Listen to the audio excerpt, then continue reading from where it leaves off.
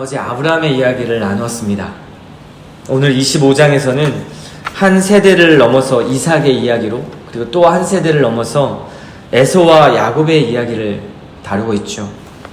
앞으로 야곱이란 인물을 중심으로 굉장히 중요하고 그리고 많은 내용들이 펼쳐지기 때문에 야곱이 어떠한 인물이었는가를 살펴보는 것이 굉장히 중요할 것 같습니다. 야곱은 성경에 나오는 어떠한 인물보다도 굉장히 우리와 유사한 인물입니다. 처음부터 끝까지 그의 이야기는 성경을 읽는 독자들로 하여금 굉장히 고개를 갸우뚱거리게 만들게 하죠. 야곱은 배울 점이 별로 없는 것 같은데 왜 이렇게 성경은 야곱의 생애에 대해서 너무나 많이 기록하고 있는 것일까? 라는 질문과 함께 의문을 갖게 만듭니다. 야곱의 삶에 대한 이 굉장히 긴 서술은 그야말로 우리에게 숨겨진, 또 회피하고 싶은 기질들과 성향들, 그리고 삶에 고장난 많은 부분들을 볼 수 있도록 만들어주는 거울의 역할을 합니다. 그래서 이 야곱의 이야기가 굉장히 우리에겐 와닿고 또 중요한 본문이죠. 야곱의 정신과 이 생각은요, 우리와 아주 가깝기 때문에 성경에서 가장 흥미를 끄는 인물 중에 하나입니다. 우리는 그의 인생을 보면서 그에게 나타나는 연약함, 그리고 안간힘을 쓴 그 안간힘, 자존심, 그리고 부족한 심리와 궁핍함, 그러한 것들을 함께 보면서 공감하게 될 것입니다. 특히 그 야곱의 가정을 주목할 필요가 있는데요. 야곱의 가정은 비록 족장 이삭의 가족이었지만 조각나고 엉망인 가정이었습니다. 성경은 언약의 자손이라고 해서 그를 완벽한 인격으로 소개하고 있지 않죠. 그런 것을 보면 우리 기독교 가정들도 얼마나 많은 약점을 가진 그런 가정들인지 모르겠습니다. 이번에 정인이 사건을 보면서 과연 가정도 교회도 그리고 신앙이란 감투와 위선 속에서 그런 언어와 그런 생활 속에 젖어 사는 것은 아닐까? 정말 그 안에 신앙과 하나님이 살아 계실까? 왜 기독교 가정이라고 하는데 세상보다 더 악한 일을 저지를까? 라는 그런 근본적인 고민이 들기도 했습니다. 솔직히 말해서 우리 기독교인들, 그리고 기독교인들의 가정이 세상의 가정보다 더 화목하고 그리고 더 가정적 기쁨들을 누리고 살아가는 것일까요? 그리고 더 바르게 살아가는 것일까요? 저는 고민하면서 꼭 그렇다고는 말씀드릴 수 없을 것 같습니다. 왜 그럴까요? 이것은 야곱의 생애를 보면서 우리 모두가 천천히 고민하고 생각해 보아야 할 문제인 것 같습니다. 야곱의 가정을 보면 그의 부모는 결혼하여 사랑했습니다. 그리고 자녀를 낳았죠. 그런데 사는 동안에 감정적으로 멀어지는 것을 볼 수 있습니다. 각각 자기가 편애하는 자녀와 가깝게 지내고 그리고 그렇게 위안을 얻고자 했죠. 믿음의 조상 아브라함의 아들 이삭조차도 또 리브가조차도 그렇게 가정적으로 완벽하지 않았습니다. 아버지 이삭은요, 큰아들 에서를 더 좋아했고요. 어머니 리브가는 둘째인 야곱을 더 사랑했습니다. 이것을 볼 때 특별하게 하나님의 선택을 받은 인물이기 때문에 더 편안하거나 문제없는 삶을 살지 않는다라는 것을 우리가 알 수 있죠. 오히려 이런 복잡하고 엉망인 가정과 그 주변의 삶 속에서 야곱이라는 그 인물의 정체성과 소명, 그리고 영혼이 형성되고 단련되게 만드시는 분이 하나님이라는 것을 우리가 주목할 수 있습니다. 그래서 오늘 본문을 보면 잉태한 이 리브가는 태중에서 두 아이가 싸우는 것을 인하여 심한 고통을 느꼈다고 말하고 있습니다. 너무나 괴로워서 리브가가 하나님께 묻죠. 하나님, 왜 이런 고통이 내게 일어나는 것입니까? 그런데 하나님께서는 너무나 놀라운 계시의 말씀을 리브가에게 대답으로 주십니다. 23절의 말씀인데요. 태중에 두 아이가 있는데 이들은 두 민족을 형성하게 될 것이고 두 민족은 뱃속에서부터 나뉘어질 것이다. 한 족속이 다른 족속보다 강할 텐데 큰 자가 어린 자를 섬기게 될 것이다 라고 말하고 있습니다. 그리고 리브가는 드디어 두 아이를 낳죠. 정말 쌍둥이였고 먼저 나온 그 아이는 살갗이 붉고 그리고 털이 많아서 에서라고 했습니다. 둘째는 첫째의 발꿈치를 잡고 나왔기 때문에 발꿈치를 잡았다라는 뜻으로 야곱이라는 이름을 지었습니다. 야곱의 이름이 뜻하는 이 발꿈치를 잡다라는 말은요, 속여 넘어뜨리다 라는 그런 뜻에 해당하는 말입니다. 요즘 말로 하면 남의 다리를 걸어 넘어뜨리는 자라는 것이죠. 다른 사람을 힘들게 하는 자라는 말입니다. 그래서 속이는 자 또는 배신자라는 이 의미까지도 함축하는 말이 이 야곱의 이름에 내포되어 있습니다. 태어날 때 형 에서의 발꿈치를 붙잡고 나와서 그 이름이 야곱이 된 이 사람의 생애는 정말 그 이름과 같은 삶을 사는 것을 알 수 있습니다. 그는 속셈을 가지고 상황을 조종하고 남을 속이고 공격하는 인물이었죠. 그는 역기능의 가정에서 자라난 심각하게 결함이 있는 인물이었습니다. 야곱은 온전치 못한 사람이었습니다. 수없이 순탄치 않은 삶을 걸었고요. 무수한 갈등과 싸우는 것이 야곱의 인생이었습니다. 이처럼 우리 인생도 어떤 점에서는 갈등의 연속이라고 할 수 있을 것입니다. 그것이 믿음과 신앙생활을 한다고 해서 없어지는 것이 아니라는 것이 굉장히 중요한 사실입니다. 야곱을 보십시오. 야곱처럼 인생이 온갖 갈등으로 가득 찬 인생이 없을 것입니다. 이런 갈등의 인생은요, 이미 22절에서, 오늘 말씀 22절에서 사실상 그가 형 에서와 어머니 뱃속에서부터 싸웠다라는 말의 그 복선으로 등장했던 말로 시작되는 것이 이 야곱의 인생이었습니다. 싸움과 갈등의 연속이었죠.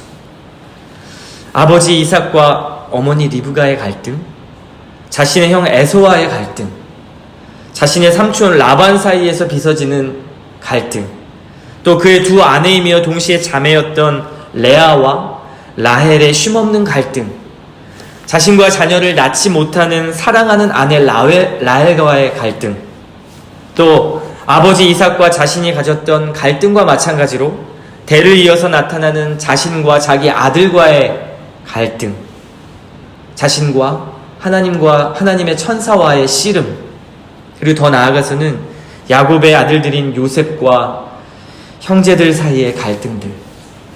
정말 야곱의 인생은요, 너무나 무수한 갈등의 연속이었고 하루도 마음이 편할 날이 없었을 것 같은 그의 인생이었습니다.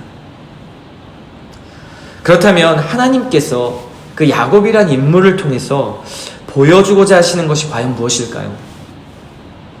삼촌집에서 열심히 일했던 야곱의 성실함일까요? 야곱의 본받을 만한 믿음일까요? 아니면 야곱의 지혜일까요? 그렇지 않습니다. 야곱의 편에서 우리가 얻을 수 있는 것은 아무것도 없다라는 것을 성경은 오히려 강조하고 있습니다. 우리가 얻을 수 있고 배울 수 있는 것은 바로 야곱의 인생 전체를 통해서 하나님이 하시는 일을 보는 것입니다. 야곱의 인생처럼 하나님의 변함없는 사랑, 즉 하나님의 헤세드를 잘 보여주는 인생이 어디 있을까요? 그 인생을 우리에게 보고 배우기를 성경은 원하고 있습니다. 시편에서 다윗이 자기 삶을 돌아보면서 고백하는 말이 있습니다. 나의 평생의 선하심과 인자하심이 정녕 나를 따르리니 내가 여호와의 집에 영원히 거하리로다. 이 시편 23편 6절의 말에서 이 인자하심이라는 이 말이 바로 하나님의 헤세드입니다. 은혜이죠. 하나님은 야곱을 사랑하겠다고 말씀하시고 그 야곱을 그렇게 계속 사랑해 주셨습니다. 그 사랑은 실패할 수 없는 사랑이었죠. 야곱은 실패하며 나아갔지만 하나님의 사랑은 실패하지 않았습니다. 왜냐하면 어제 우리가 나누었던 그 아브라함의 말씀, 그 아브라함에게 베푸셨던 것과 동일한 언약적 사랑이 야곱에게도 이어졌기 때문입니다. 이것이요, 야곱의 생애를 푸는 열쇠이고요. 그리고 또한 우리 인생을 푸는 열쇠이기도 합니다. 인간 생애에 왜라는 질문이 너무나 많죠. 도대체 왜? 그 왜라는 질문에 대한 답은 오직 하나님의 헤세드뿐이다 라고 성경은 말하고 있습니다. 야곱의 인생처럼 하나님의 헤세드를 잘 보여주는 삶이 없지요. 그것이 바로 저와 여러분의 삶이기도 합니다. 신앙은 우리의 잘남을 말하지 않고요, 우리의 도덕성과 교양이나 우리의 의를 나타내는 것이 아니라는 사실을 야곱처럼 잘 보여주는 인물도 없을 것입니다. 그것이 우리의 신앙이라는 것도 보여주고 있죠. 신앙은 하나님의 헤세드를 잘 보여주는 삶입니다. 하나님의 은혜를 경험하고 살고 계십니까? 우리의 못된 것, 그리고 끈질긴 고집들, 그리고 무너지지 않는 알량한 자존심들이 있습니다. 우리의 온갖 술수들, 그리고 온갖 완고함에도 불구하고 하나님께서는 우리를 추적하시는 사랑이 있습니다. 우리를 끝까지 붙잡고 사랑하시는 그 사랑, 그분의 선하심과 인자하심을 보여주는 것이 바로 신앙이라는 것입니다. 그것이 야곱의 인생의 전반에 걸쳐서 나타나지요. 이런 점에서 신앙은 자기를 증명하는 것이 아니라 하나님을 증명하는 것입니다. 이런 점에서 야곱은 성공한 사람이었죠. 비록 그의 인생처럼 끈질기게 하나님 앞에 복종하지 않고 자기의 이름값을 해내며 살아가는 사람도 없는 듯 하지만, 그런 그의 삶을 포기하지 않고 언약대로 사랑하시고 사랑하시는 그 하나님의 헤세드를 우리는 보면서 함께 감격할 수 있습니다.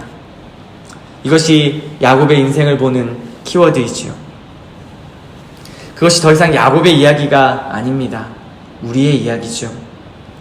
그래서 하나님은 나 자신도, 그리고 우리의 자녀와 교회도, 가정도 절대 포기하지 않으십니다. 하나님의 헤세드는 결국 우리를 이기고 말게 하시죠. 그것이 하나님의 은혜입니다. 그러나 야곱처럼 나의 고집을 안고 살아간 그만큼, 그 세월만큼 그 자리에서 하나님은 상처와 아픔의 대가를 겪게 하십니다. 그러한 인생에서 지불하게 되는 그러한 대가 지불이 있다는 것도 야곱의 생애에서 우리는 잘 알 수 있습니다. 그 메시지가 무엇일까요? 일찍 돌아오라는 메시지겠죠. 아직도 내 이름값 하며 하나님 의지하지 않고 야곱처럼 살기를 원하십니까? 하나님께로 돌아오십시오. 야곱은 그의 인생의 많은 시간을 통해서 하나님께서 그를 깨뜨리시고 많은 인생의 상처를 겪게 하시고 나서야 야곱이 깨닫게 됩니다. 그가 정말 단순히 하나님의 자녀라는 사실만으로 안식을 얻을 때까지, 그때까지는 그는 부정적인 자기 이름값대로 살았던 인물이죠. 그는 발꿈치를 잡은 자가 아니라 발꿈치를 잡는 자로 살아갔던 것입니다. 하나님은 그런 야곱에게 그 약속하신 복인 헤세드를 주기를 원하셨습니다. 그러나 야곱이 진실하고 하나님 앞에 투명해질 때까지는 그렇게 할 수 없으셨죠. 야곱은 두 아내, 두 여종과 결혼하고요, 13자녀를 낳고 또 세 나라, 가나안과 밧단아람, 애굽으로 옮겨다니면서 하나님의 손으로 다듬어지고 빚어지는 그런 시간을 가져야만 했습니다. 하나님이 빚어가는 시간이었죠. 어제 아브라함의 말씀으로 비유하자면 하나님의 인생의 훈련 학교를 철저하게 경험했던 것이 야곱이었습니다. 하나님은 야곱이 붙잡는 것을 주기를 원하셨습니다. 하지만 야곱이 붙잡아야 할 것은 기껏 남의 발꿈치가 아니라 하나님 자신이어야 했다라는 사실을 깨닫기 전까지는 그는 하나님의 약속된 복을 편안하게 누릴 수가 없었습니다. 우리가 붙잡아야 할 것은 다른 발꿈치가 아니라 하나님 자신입니다. 오늘 저와 여러분에게도 동일합니다. 하나님께서 여러분에게 주시고자 하는 축복은 분명하죠. 그리고 하나님의 선하심은 우리의 인생 가운데 언제나 축복하시기를 원하시고, 그리고 우리가 원하는 것 이상의 행복을 주시기를 원하시는 분이 하나님의 성품입니다. 그러나 우리가 이런저런 발꿈치를 붙잡고 속이고 있는 한, 우리가 잡고 있는 남의 발꿈치를 놓고 하나님을 붙잡지 않는 한, 그 그 은혜와 축복은 누리기가 어려울 것입니다. 하나님은 우리를 아직도 이런저런 인생의 아픔과 좌절, 그리고 불화와 갈등을 통해서 우리를 지속적으로 추적하고 계십니다. 그것이 하나님의 방법이고 우리를 만들어 가시는 하나님의 뜻이기도 합니다. 왜냐하면 우리의 인생의 모든 순간에 숨어있는 하나님의 햇새들을 발견하기를 원하시는 거고요. 하나님이 주시고자 하는 참된 축복과 은혜와 그리고 기쁨과 행복을 누릴 수 있도록 하나님께서 우리를 이끌어 가시는 것입니다. 야곱의 이야기를 보시면서 어떠한 생각이 드십니까? 나같이 연약하고 불쌍한, 그리고 어떻게 보면 하나님 앞에 불완전한 인생도 하나님께서 빚어가시는구나, 그리고 소망이 있구나라는 것을 알 수 있지 않습니까? 발꿈치를 잡는 인생을 바꾸셔서 결국 하나님과 겨루는 자가 되게 하시는 은혜, 야곱을 이스라엘이란 이름으로 바꾸어 주시는 그 은혜, 이것이 바로 하나님의 헷세드입니다. 이제 앞으로 야곱의 이야기를 계속해서 통독해 나가실 텐데요. 이 야곱의 이러한 특징과 그리고 하나님의 은혜를 중심을 잘 붙잡고 말씀을 읽어나가실 때 우리에게 더 큰 은혜가 있는 줄 믿습니다. 창세기 야곱의 이야기를 통독하시면서 바로 이 헷세드를 경험하는 은혜와 사랑이 저와 여러분에게 있기를 소망합니다. 기도하겠습니다.